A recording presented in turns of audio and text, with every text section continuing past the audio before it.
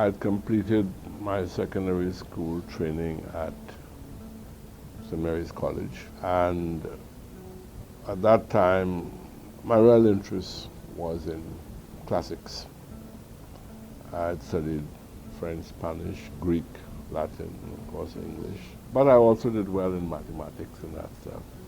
In those days, you would recall, I don't think it is less so now, there's this tremendous competition of which school will win the Island Scholars.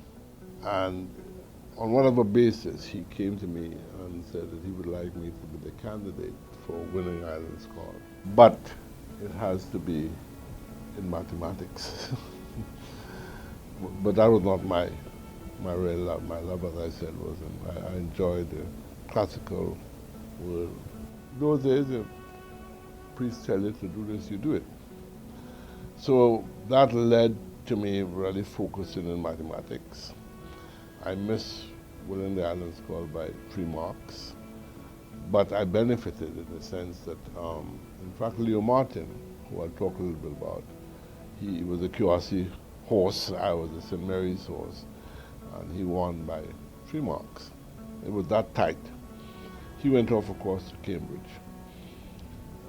But I then got an offer of a scholarship. Well, no, I got an offer for a job to go to Shell Trinidad. In fact, in those days it was UBOT. We're going back to 1945, United British Oil Fields of Trinidad and Tobago. And when I got there, I got for the first time a real exposure to engineering and whatnot. And to cut a long story short, they offered me a scholarship to do engineering. I had no idea what engineering really was.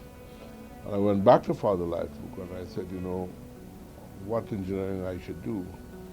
And again he said, well, you're very strong in mathematics, I suggest electrical. So that's the story.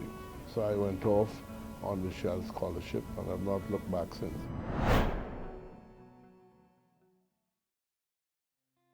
Some of them, I have to say, were a little bit unfortunate in the sense that I came back having completed my degree, ended up top of the class at university, first class honors, all those wonderful things, which is all history now.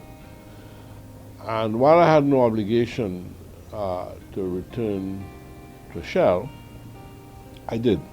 The company was still owned by Shell, but it was no longer UBOT, it became Shell Trinidad. I came back, you know, at least academically, fully qualified as an electrical engineer. And then the experiences at Shell were not the very best. In those days, we're talking about 57, the respect, and with respect the responsibility that you were given relating to what your training was, I was missing. So it was very frustrating in the sense that you had very little to do. And what you had to do was so simple and did not tie in with your training. I'm not being snobbish, but there was work to be done that required first-class engineering, which I think a few of us, there were quite a few of us, in fact, former president, Mark Richards was part of that group, were capable of doing, but we were not given that opportunity. So after a couple of years, I left. And I left on my own, no scholarship. I sold my car and financed going off to do my PhD. Driven by that lack of challenge that I was faced with. So in a way, I'm making the point that this turn of events, first the fact I got a Shell scholarship, second I became an electrical engineer, were things that happened almost as a plan that I didn't have any party to. Going back to Shell, not being very comfortable, very well paid, but not being very comfortable with what I was doing, really motivated me to head off at UBC, Vancouver, to do my PhD in electrical engineering. And that really is the real beginning of my professional career.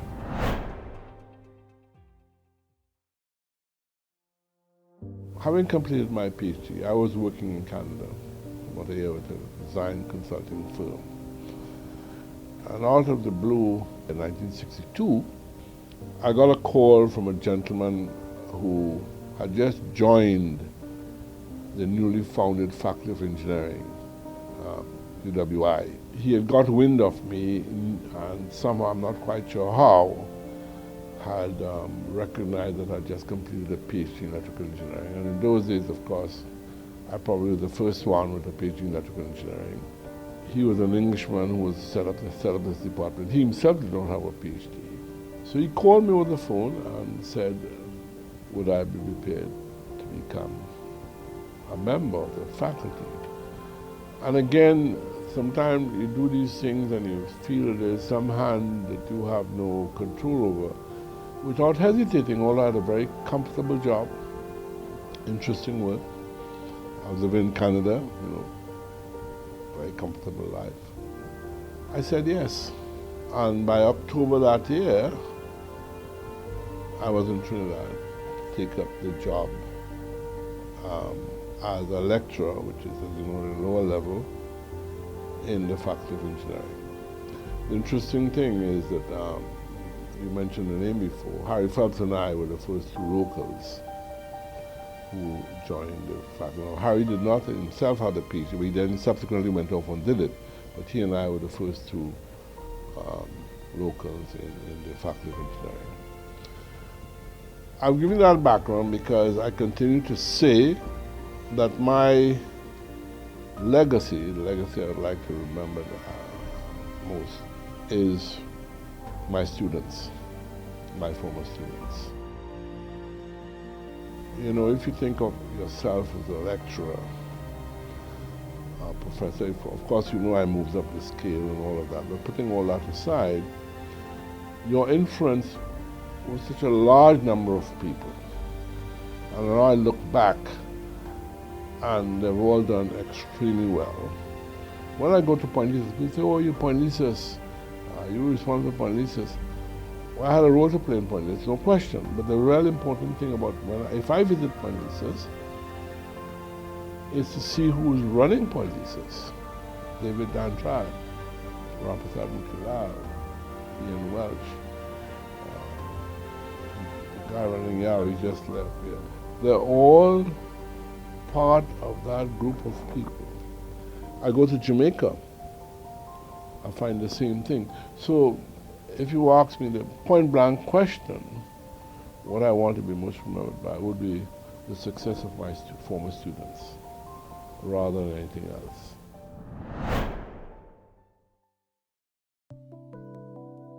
I think that not so much regrets, but facts are facts. I think we went through a period from where local engineers did not get the respect they deserved. I think of people like Leslie Dookie, who was an Island Scholar winner, Chang, who in those days, they were kind of taken for granted. We went through a period where there was a certain recognition and that we had the confidence and the skills to do certain things.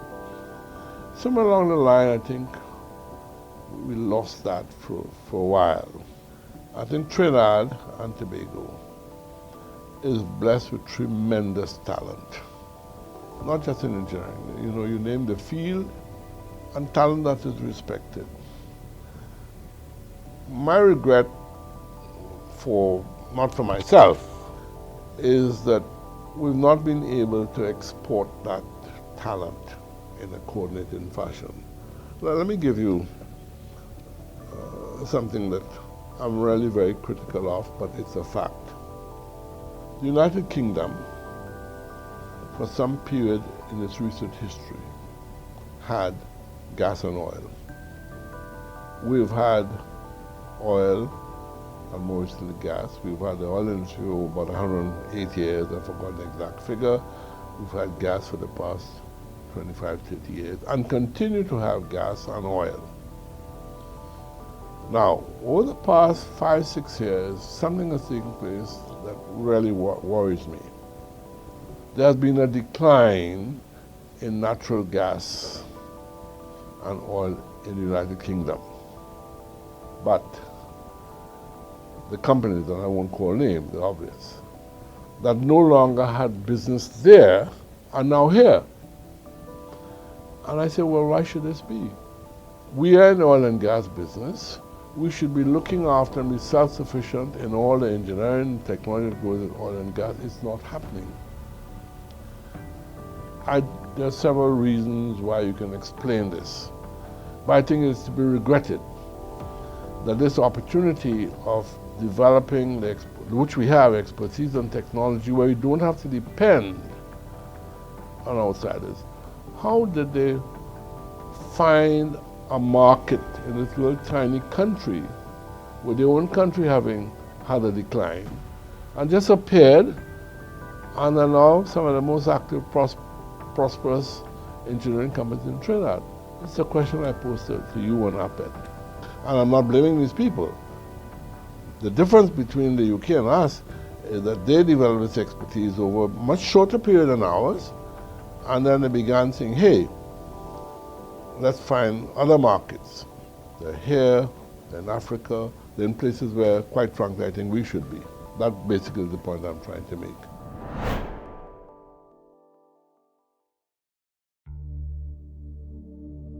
There are several. I don't want to be accused of omitting names. And I would first look at the people who have taken leadership roles in the profession. Going back, I mentioned people like Leslie Dookie, but even coming forward is the Leo Martin, who ran Tech for a long period of time, Dennis Singh. Then you go to Point Lisas, you have the David Dandrads, Ian Welsh, Ramprasad Mutilal, Charles Percy. These are young, relatively young men who have been given responsibility, and I don't think Trinidad has given them the recognition that they deserve for this. They have been given responsibility by foreign investors to look after assets worth billions of dollars. And that's quite a remarkable thing to be saying, that I have $1 billion investment, whether it's in fertilizer plant, I'm prepared to ask a local to look after it.